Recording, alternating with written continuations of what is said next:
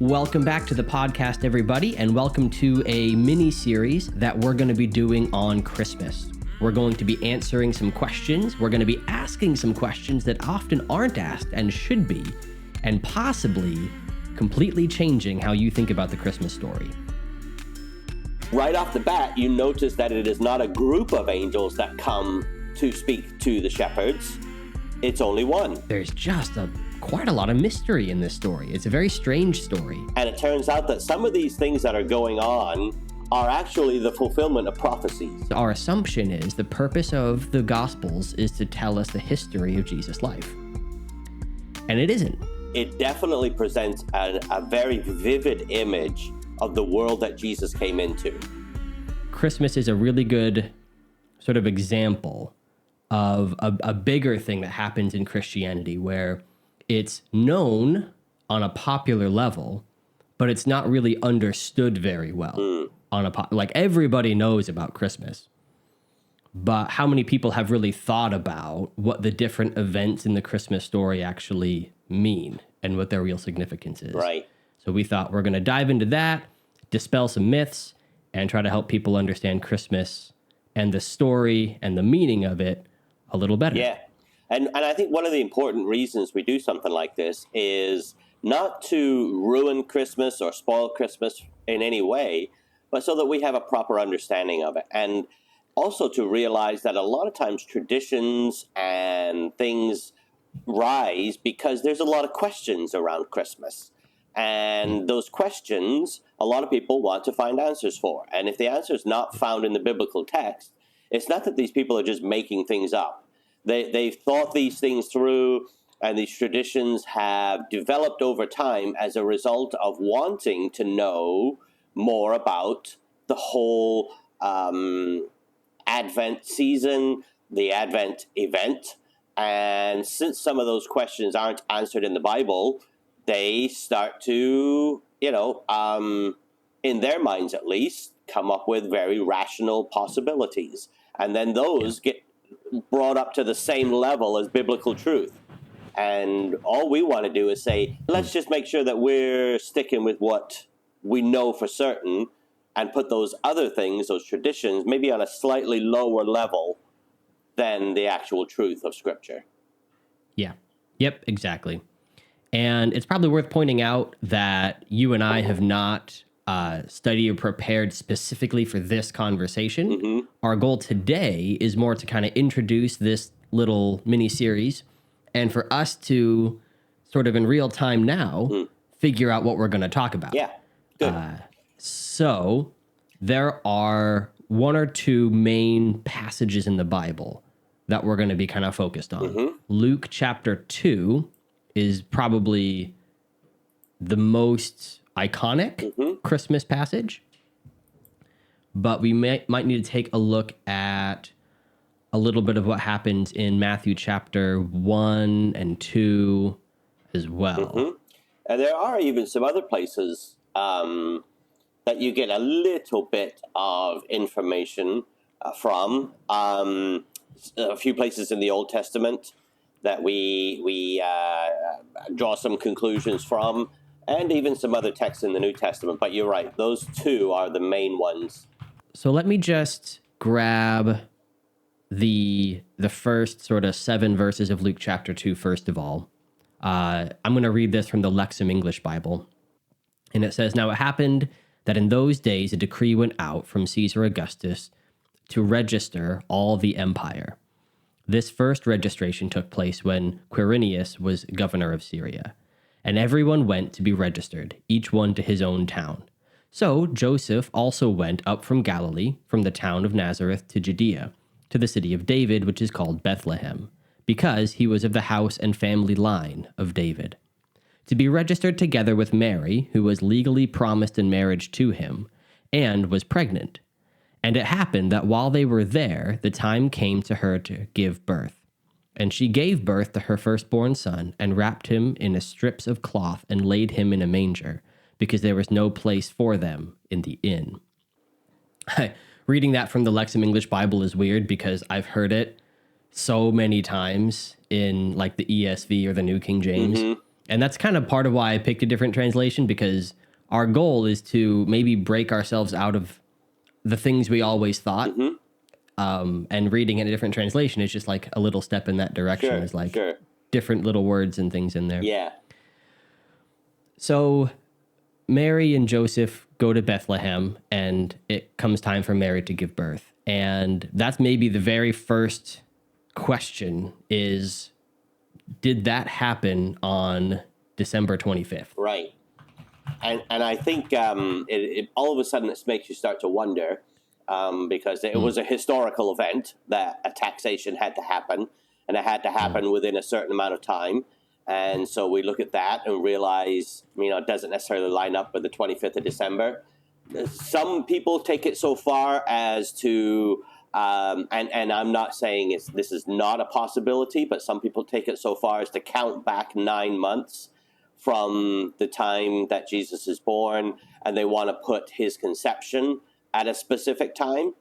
And so then they count forward 9 months and say, so therefore he must have been born in, for instance, September, around the Feast of Booths, based on the time when they imagine that he must have been conceived. So, a lot of these things are conjecture. Could it have been December the 25th? My point of view is there's a 1 in 365 chance that it was the 25th of December. Yeah. Yeah, that's right. And I think maybe some people will be surprised to learn that the Bible doesn't say when in the year this happened. Right. The Bible doesn't tell us that it was December 25th. We're kind of left to pick up clues to work it out. Yeah. And I think maybe the first thing that we need to learn from that is, for some reason, the Bible's not necessarily interested in telling us when in the year Jesus was born. Right. Which is strange to us, because we kind of have this idea in our minds that we are supposed to, as Christians, celebrate the birth of Jesus on his birthday, Exactly. And I guess that's not true. Right. Doesn't mean we shouldn't celebrate the birth of Jesus. In fact, I think it's a very good thing for us to celebrate the birth of Jesus. I just think that we're not necessarily supposed to know the actual day he was born. That's right. So I think there's a lot of thoughts going around in my head how we could talk about that, but I don't want to introduce them all here, just to leave it as a teaser that we're going to talk about some possible days that Jesus may have been born. And we're also going to talk about why we as modern Western thinkers have this need to celebrate it on a specific day. And and that's not necessarily a wrong way of thinking, but it's a very cultural way of thinking. Sure. Yep. That sounds good.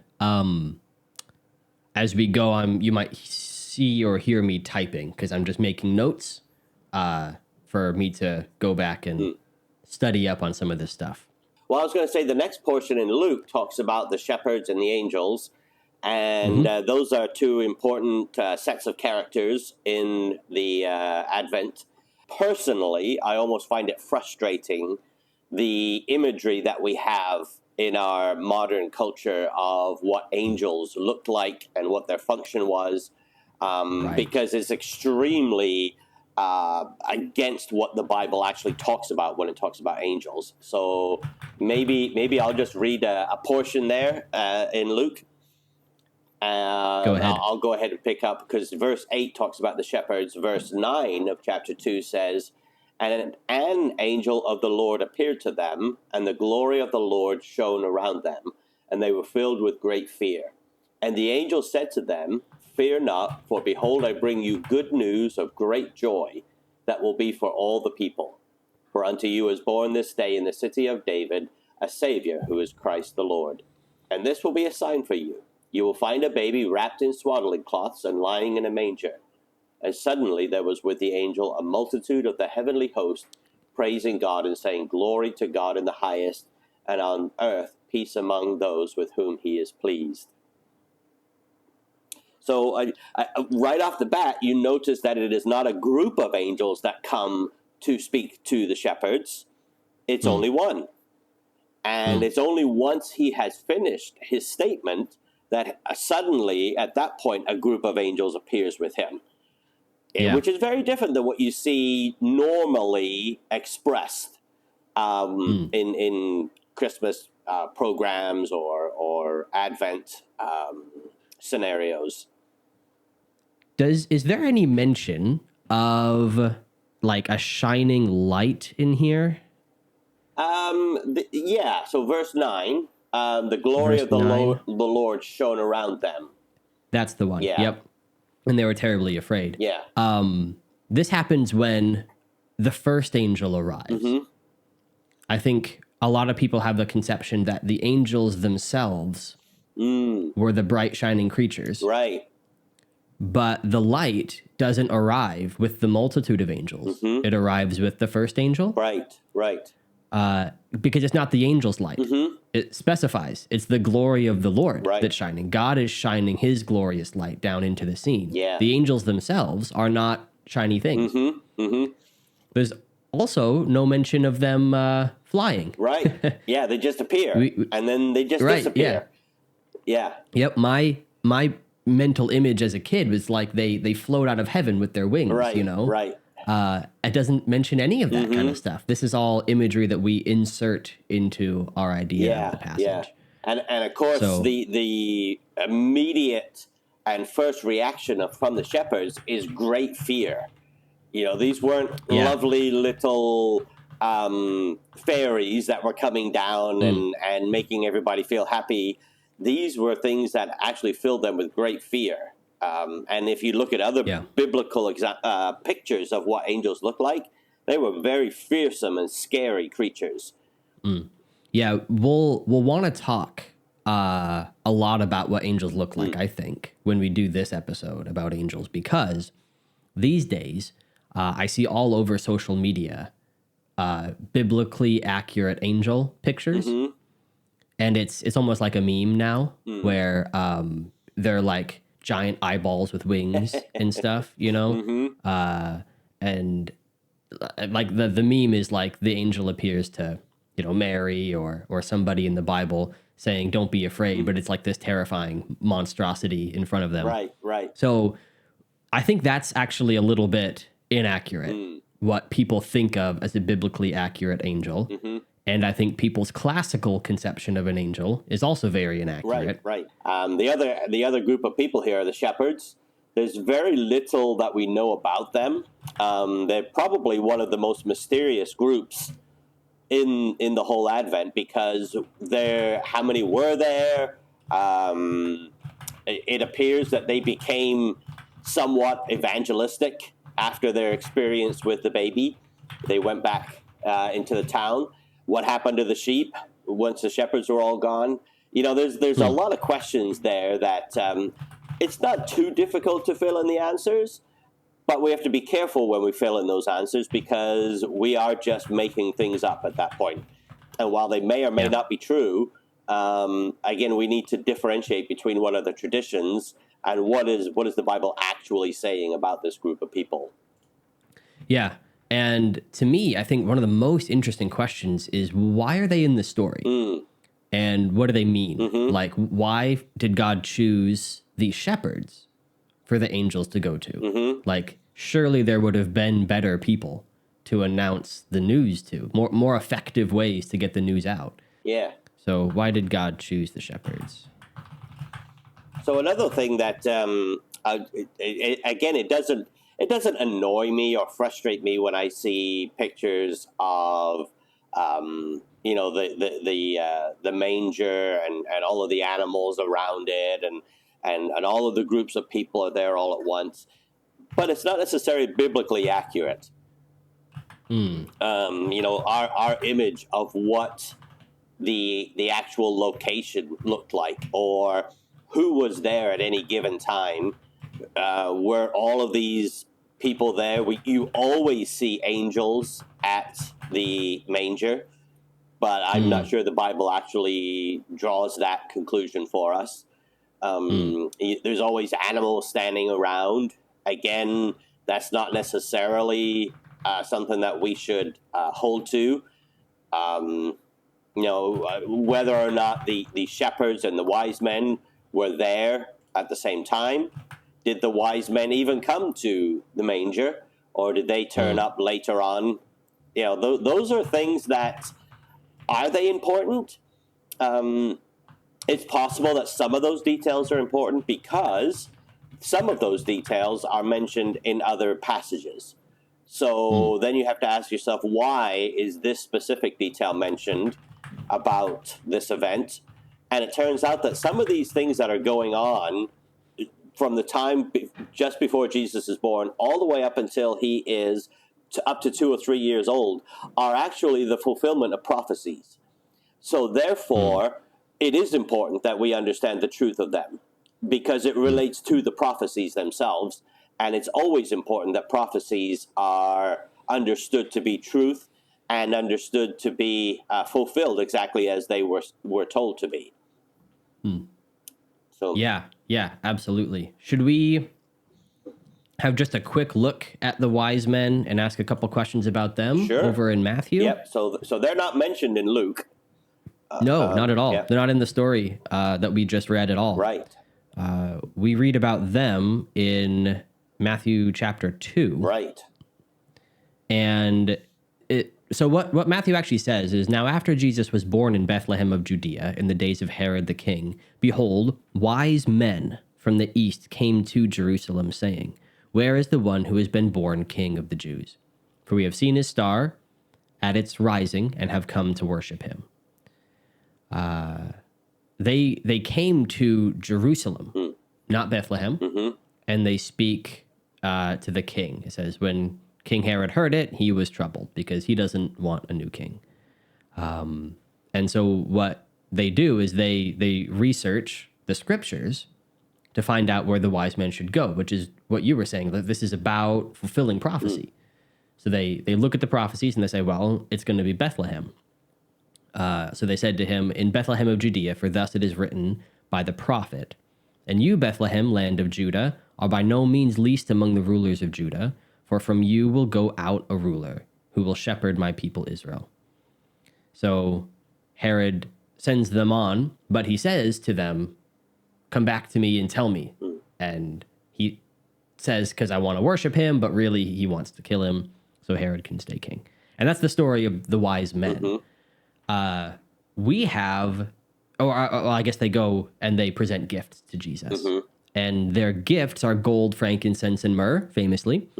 And because they give 3 gifts, we have this idea that there were 3 wise men.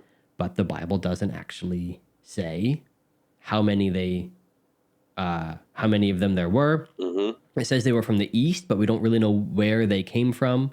It says they saw his star, and the star guided them to Jerusalem and then specifically on to Bethlehem.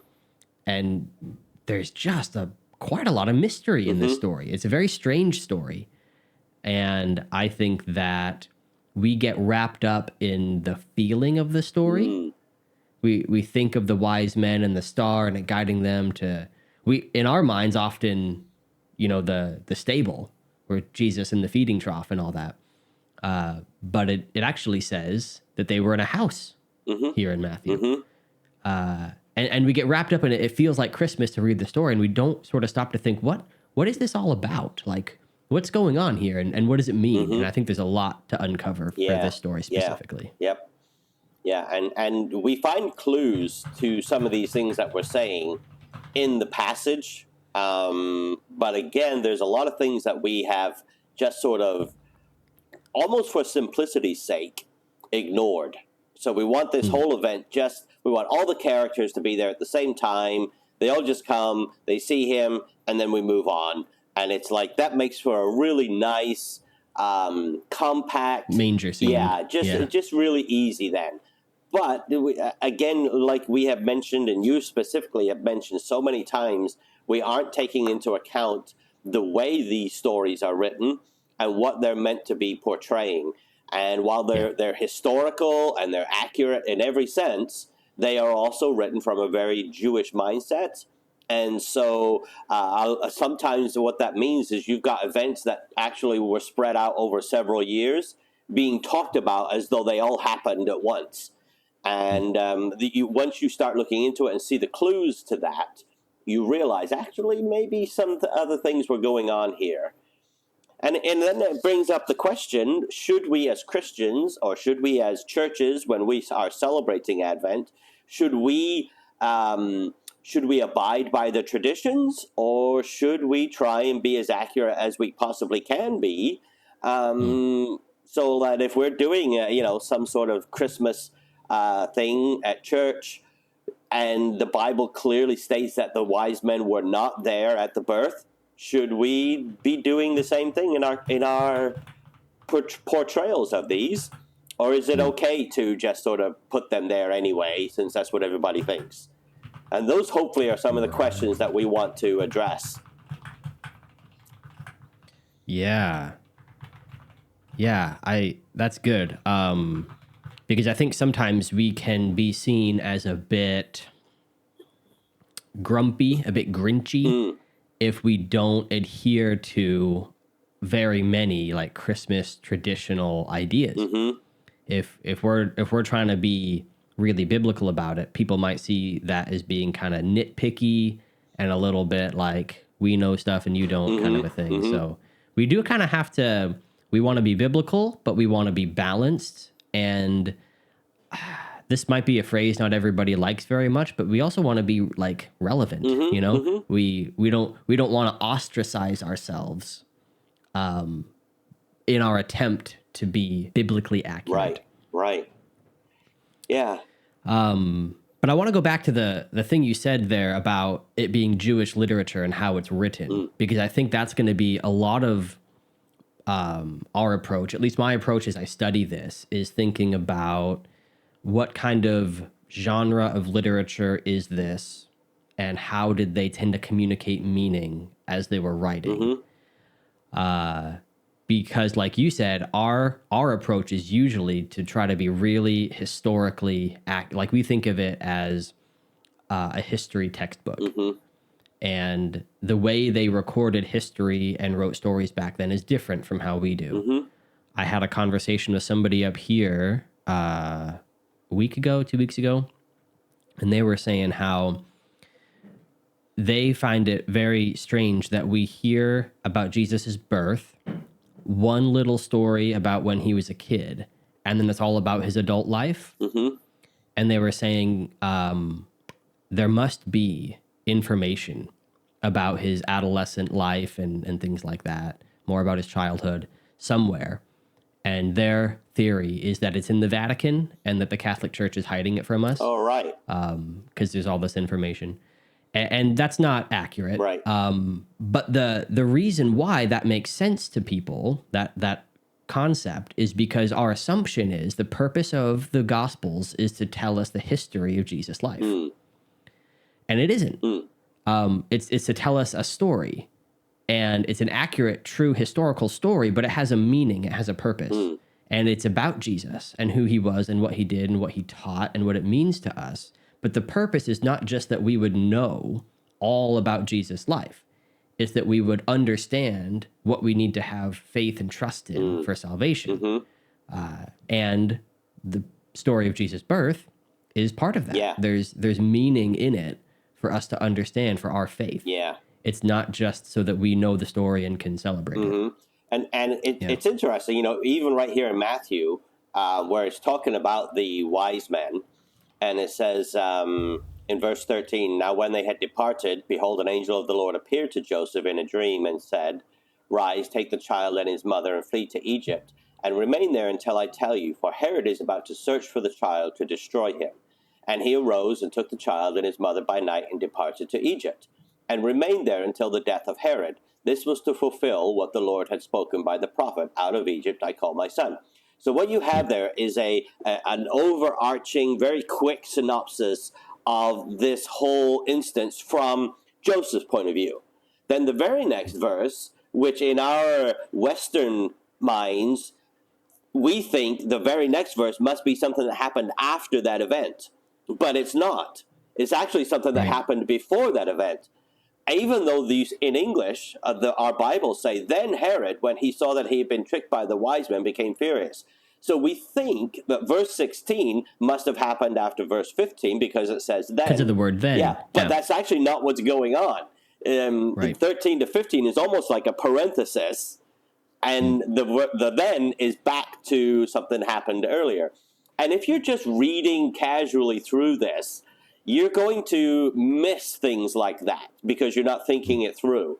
And that's something that we really want people to do when they're considering all of these texts and passages that talk about the Advent season, is think it through and see what the Bible's saying, and realize that as it is portraying these things, there are some gaps.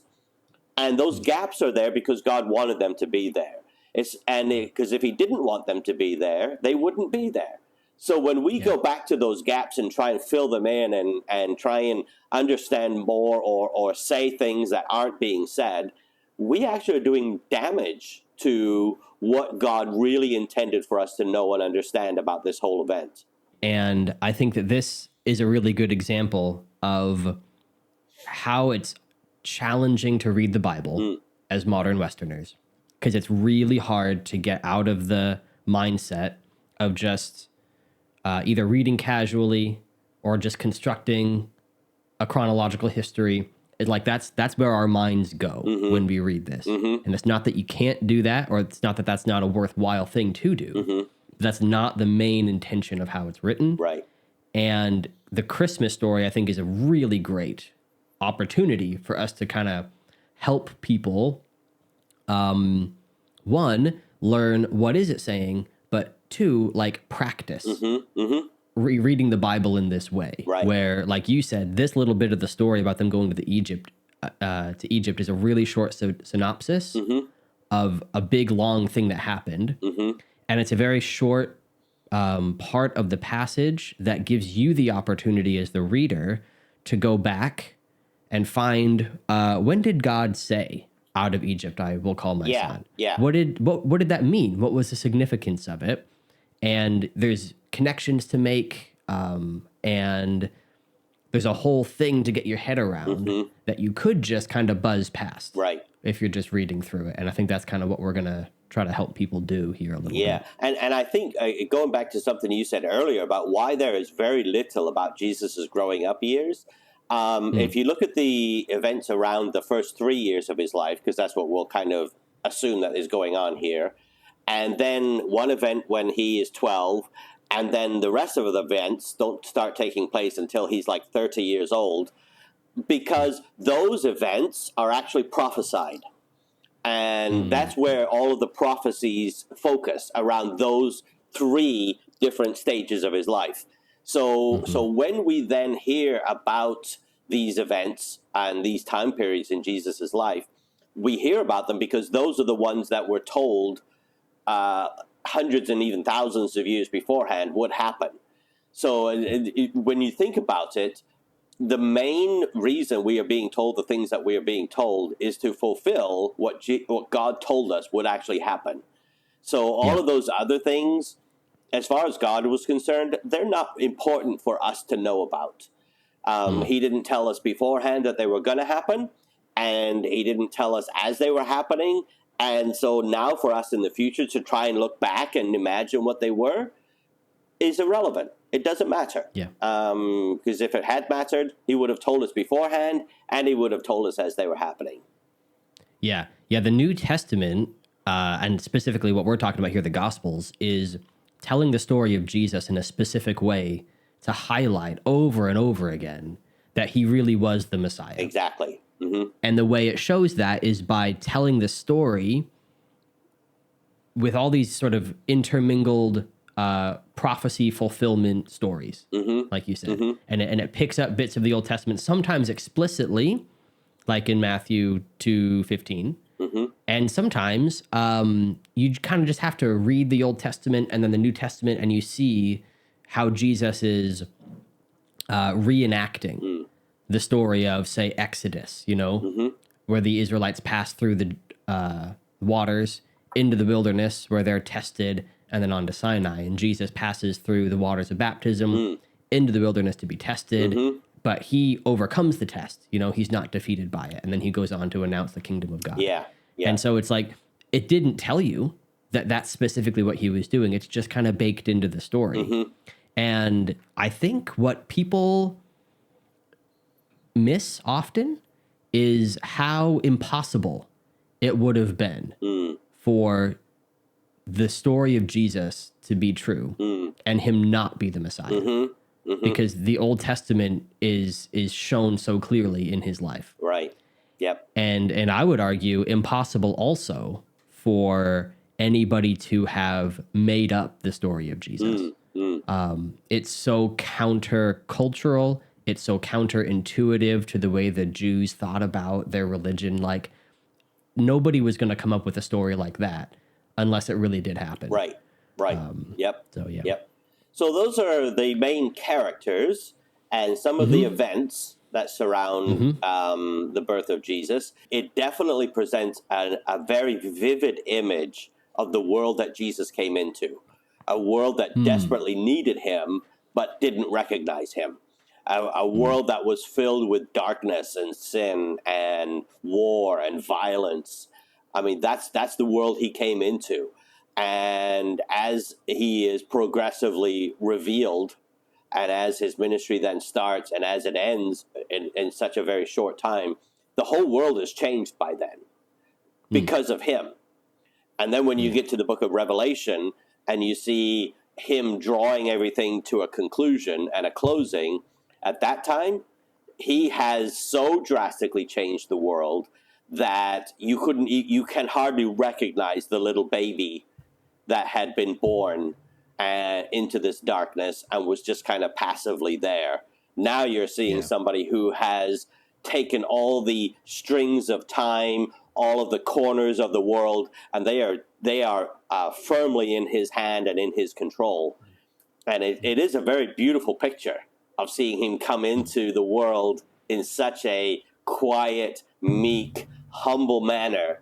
And by the time he's finished, the whole world and every single part of creation and every single individually is now firmly in his hands, and he is in control. It's a beautiful picture. It is. Yeah, it really is.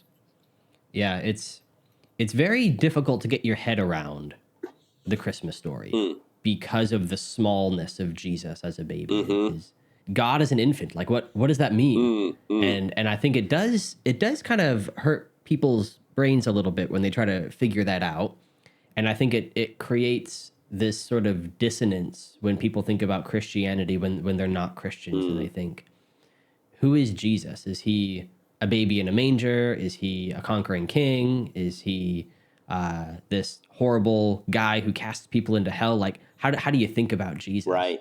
And the Bible answers that question, but not in a simple way. It answers it in the form of a story. And it starts out here with him as a baby. And by the end, he is the conquering king. Yeah. He's not a horrible person who just casts people into hell. His heart is to save people from their own destruction that they bring upon themselves. Right. But the answer is not a list of facts.